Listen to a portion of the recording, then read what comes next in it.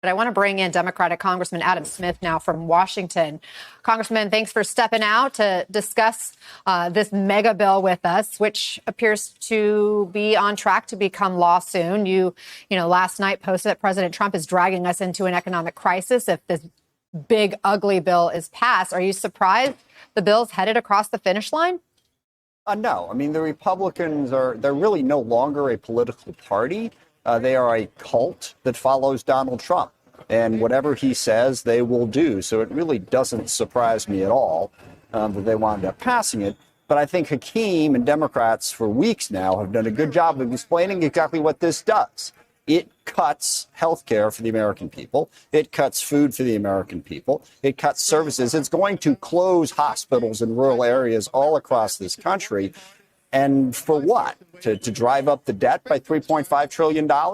This is an incredibly irresponsible piece of legislation. And I think Hakeem's doing a good job of explaining that right now. You and other Democrats have been railing against this bill since it was introduced. And Jeffries has slammed it as toxic. He called it a scam, among other things. But almost all Republicans voted for it in the last round of votes. Only one voted against it. So I keep on coming back to this. If it's so bad for their constituents, why did Republicans want it to pass so badly? Well, your commentators said because Trump wants it. And they are more afraid of Trump than they are of their own constituents. I mean, I've never seen anything like this. Why does Trump want it if it's that bad for Americans and for his party? Oh, gosh, that requires an incredible amount of psychological analysis. I think what Trump wants more than anything is he wants the tax cuts. He wants the tax cuts extended.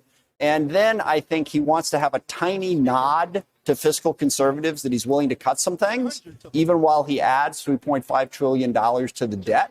So I think that's the thinking. But more than anything, I think President Trump has gotten to the point where he doesn't think he's ever going to be accountable. I mean, whatever he decides he wants on a given day, he can go get, and the Republicans are going to back him up on it. So I don't think there's a lot of deep policy thought in what the president is proposing. I mean, obviously, he talked throughout the campaign about fiscal responsibility and the debt, and now he's blown it up by $3.5 trillion. Believe it or not, Donald Trump himself has said, don't cut Medicare. In fact, he used a vulgarity when he talked to the House Republican caucus months ago to describe, don't touch Medicaid. And here he is touching Medicaid. So I don't think there's a coherent set of policy thoughts here. I think it's more like his whims from day to day, and then the Republicans just salute and go forward.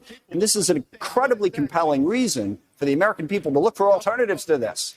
Forget what positions you support. Do you want to support a group of people who are about one person in a cult more than they are about the good of the American people? No, you shouldn't, regardless. Conservative, independent, liberal, whatever. That's not the way our country is supposed to be run.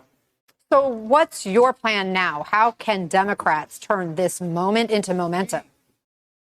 We got to take the case of the American people. Do what Hakeem is doing right now. I did a series of videos this week. I've done a bunch.